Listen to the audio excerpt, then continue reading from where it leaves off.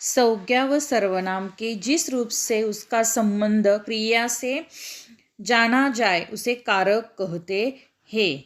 तो है, ने, को, से, के लिए, के, से, में वे चिन्ह है जो दो संज्ञाओं को आपस में जोड़ रहे हैं। यदि ये चिन्ह न होते तो वाक्य के अर्थ को समझना कठिन होगा। ये सभी चिन्ह कारक विभक्तियाँ या परसर्ग कह जाते हैं।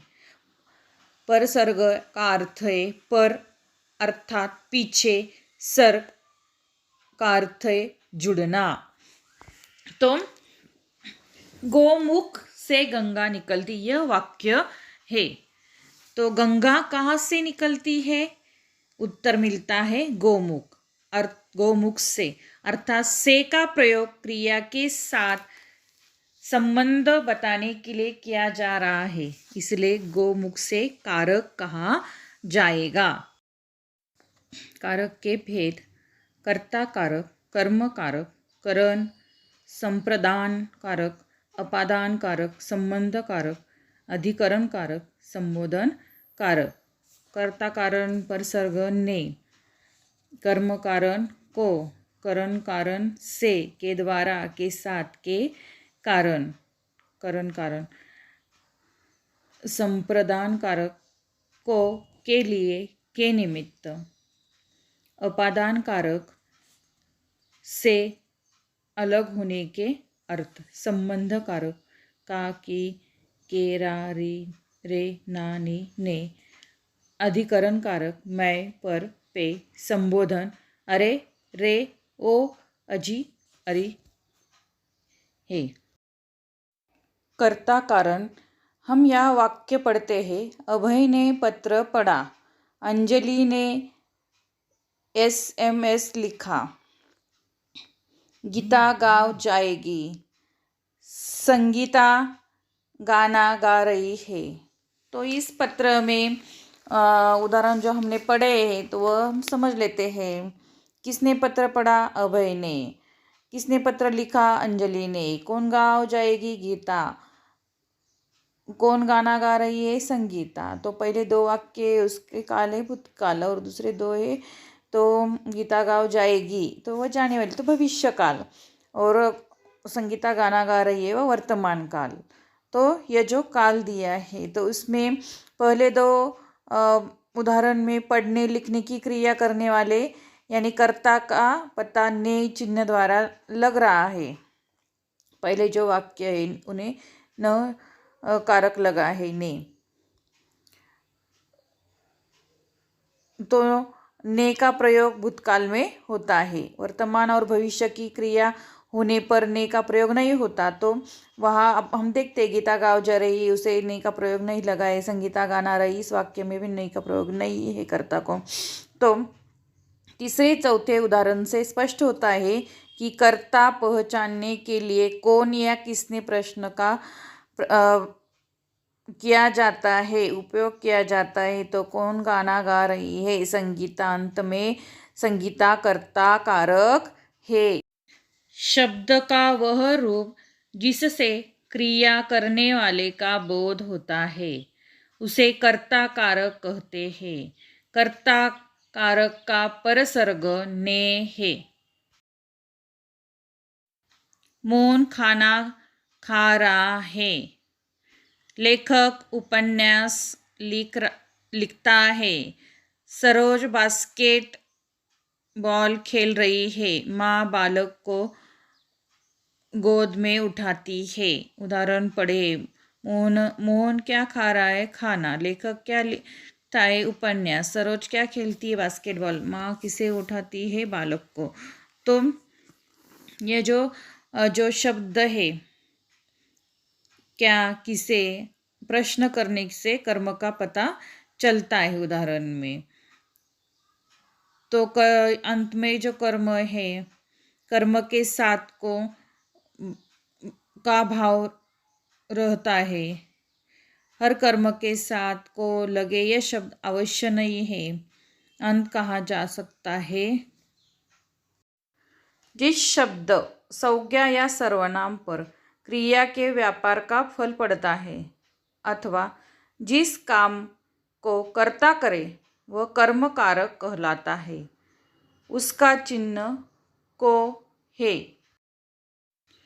इन वाक्यों में खेलने, रोटी खाने, सूचना मिले, घर पहुंचने की क्रिया किसी न किसी वस्तु की सहायता से हो रही है। गेंद से, चटनी से, ईमेल से, ईमेल द्वारा, कार से, ये वस्तुएं ही क्रियाओं की पूर्णता का साधन है। ये सभी साधन से चिन्ह द्वारा संबंध क्रिया से बताते हैं। करण कारक, कर्ता जिसकी सहायता से क्रिया करता है उसे करण कारक कहते हैं। और जो हम पर सर्ग हमने देखा है तो वह क्या है, से। संप्रदान कारक, तो जो वाक्य दिए हैं, माँ बच्चे के लिए स्वेटर बुन रही है, वह अपने भाई के लिए साइकिल लाया। तीसरा वाक्य, हम अकाल पीड़ितों के लिए धन संग्रह किया। हम नानी नातिन के लिए कपड़ा लाई। तो उपयुक्त वाक्यों में जो क्रिया है वह किसी न किसी के लिए किए जा रही है। जैसे हम व्याख्या देखते हैं संप्रदान कारक के, जो कर्ता जिसके लिए कार्य करता है, जो करता है वाक्य में जिसके लिए कार्य करता है या जिसको कुछ दिया जाए वह संप्रदान कारक कहलाता है। तो इसका परसर्ग है के, तो संप्रदान कारक का परसर्ग है के। दान कारक जो है वह दान उपकार भाव मुख्य होता है, के लिए, की जगह, यह जो संप्रदान कारक उदाहरण है। उसके अतिरिक्त के हेतु, के निमित्त, के योग में यह संप्रदान कारक माना जाते हैं। पांचवा जो भेद है अपादान कारक, जो पेड़ से पत्ते गिरते हैं, मेज से गिलास गिर गया। तो पत्ते कहाँ से गिरते हैं, पेड़ से। गिलास कहाँ से गिरा, मेज से। तो ये जो गिरने की क्रिया है का संबंध तथा मेज, ग्लास और गिरने की क्रिया का संबंध से चिन्ह से स्पष्ट होता है। इसका अर्थ है जब से चिन्ह अलग होने का भाव प्रकट करता है तो वह अपादान कारक होता है। व्याख्या देखते हैं हम। संज्ञा के जिस रूप से एक वस्तु का दूसरे से अलग होना पाया जाता है वह अपादान कारक कहलाते हैं। इसका परसर्ग से है, जैसे पेड़ से, मेज से।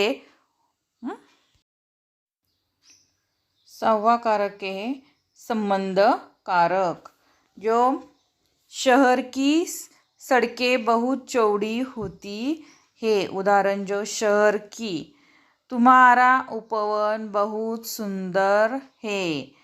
तो सड़कें चौड़ी कहाँ की होती है, शहर की।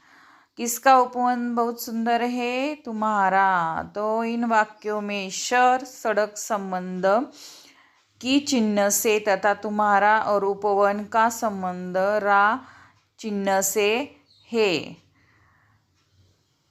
पता चलता है। तो हम व्याख्या देखते हैं। संबंध कारक संज्ञा या सर्वनाम के जिस रूप से उसका संबंध दूसरे संज्ञा या सर्वनाम के साथ पता चलता है उसे संबंध कारक कहते हैं। इसके चिन्ह का, के, की, रा, रे, री होते हैं। सातवां प्रकार है अधिकरण कारक। तो क्रिया के होने के स्थान को अथवा आधार को अधिकरण कारक कहते हैं। इसके परसर्ग है में, पर, है। घर की छत पर मोर बैठा है। उदाहरण हम देखते हैं, सांप बिल में प्रवेश कर रहा है। तो परसर्ग क्या है, में, पर, मोर कहाँ बैठा है, छत पर। सांप कहाँ प्रवेश कर रहा है, बिल में। तो उपरयुक्त दो उदाहरण छत पर, बिल में क्रियाओं के लिए आधार प्रस्तुत कर रहे हैं। जो क्रिया है उसके लिए आधार, तो अंत अधिकरण कारक कहते हैं। अन्य भी और उदाहरण है, जैसे दीवार पर चिड़िया बैठी है, कार कौन बैठा है, दरवाजे पर भिखारी है, तरन्नुम घर में नहीं है, ऐसे और भी उदाहरण है। तो कौन से कारक के चिन्ह परिसर्ग क्या है, में, पर। संबोधन कारक, 8वां भेद कारक का वाक्य हम देखते हैं, हे ईश्वर सबकी रक्षा कर। दूसरा वाक्य, अरे सौरभ तुम कब आए। तो दोनों वाक्यों में क्रमशः ईश्वर और सौरभ को संबोधित किया है।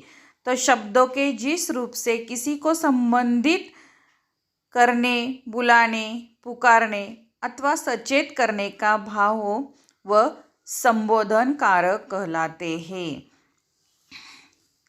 तो अन्य उदाहरण और हम देखते हैं, जैसे यह जो प्रयोग किए है, अरे, ओ आदि, यह विभक्त चिन्ह है। जो संबोधन चिन्ह है तो उसका प्रयोग जो है वह वाक्य में संज्ञा या सर्वनाम से पहले किया जाता है।